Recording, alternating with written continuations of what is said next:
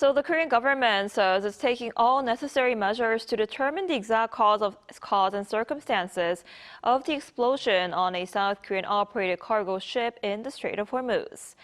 For more on this, we're joined today by Dr. Lee Ji-soo, visiting researcher at the Institute of Middle East Studies. Dr. Lee, thanks for coming on today. Good morning.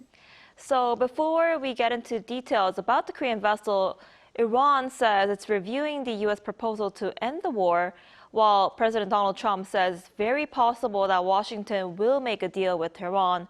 What do you make of the latest developments?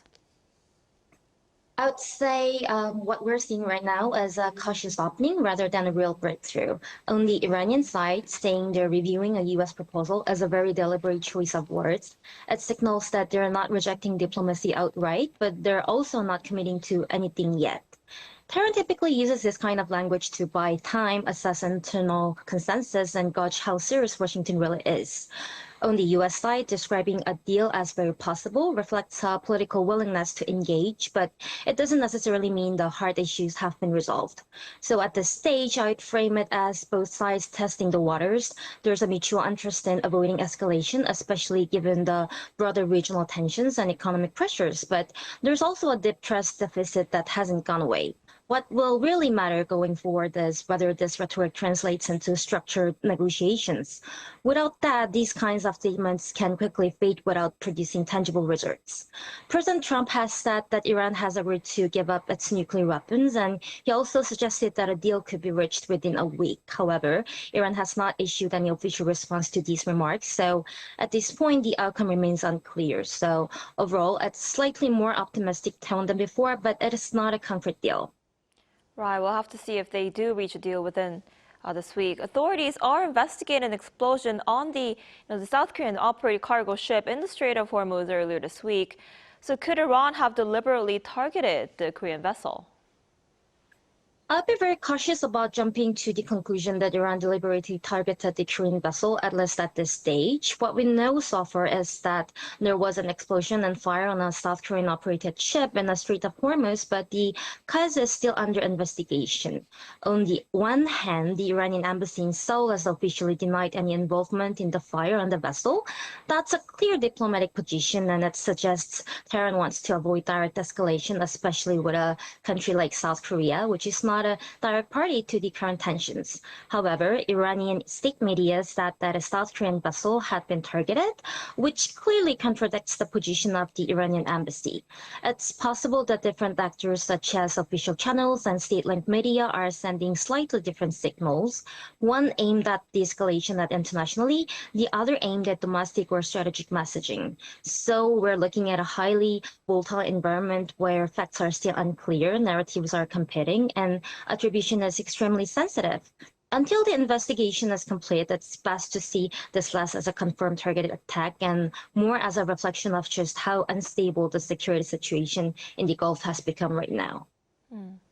I see. And President Trump also says the Korean operated cargo ship was attacked by Iran after it chose to navigate the waterway alone. So with him saying there has been major progress toward an agreement with Iran, how do you assess the potential repercussions once the cause of this explosion involving the vessel is identified? I think the key point here is that everything depends on attribution. I mean, who ultimately held responsible for that explosion?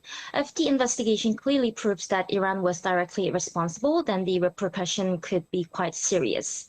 At the same time, it could complicate the diplomatic track. Right now, there are signals of possible progress toward the deal, but if Iran is seen as directly targeting commercial shipping, that would undermine trust. And there's another possibility. If the cause turns out to be unclear, accidental, or indirect, I mean, if it linked to the broader conflict environment rather than a deliberate targeting, then the impact may be more contained. In that case, both sides might actually use the incident as a reminder of how risky the situation has become. Also, regarding President Trump's comment that the ship was attacked because it was navigating alone, that reflects a broader reality. And then it means ships operating without coordination or protection are inherently more vulnerable regardless of intent. So, in short, if it is confirmed as a deliberate attack, it raises the risk of escalation and slows diplomacy. And if not, it reinforces the urgency of reaching some kind of agreement. Either way, it highlights a bigger issue. It means that the Strait of Hormuz has become a space where miscalculation alone can trigger wider consequences, and that's what makes this decision particularly dangerous right now.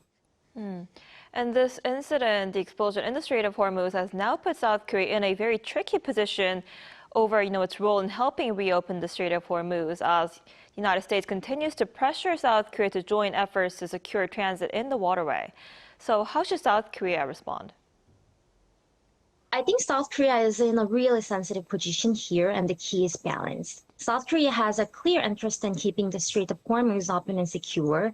A significant portion of its energy imports passes through that route, so stability there is not just a foreign policy issue, it's directly tied to economic security. So also has to be careful not to be seen as taking sides in a highly sensitive regional conflict.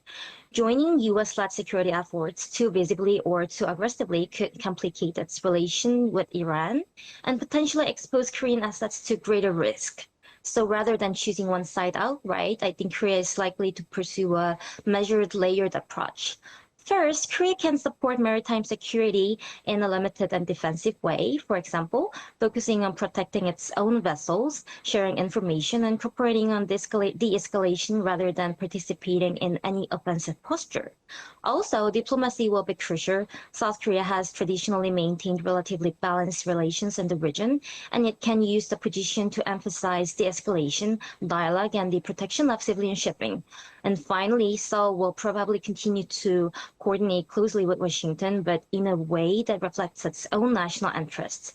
So overall, the best response is not a dramatic shift, but a carefully calculated strategy. I see. All right. Thank you so much for your time and insight this morning, Dr. Lee. We appreciate it. My pleasure.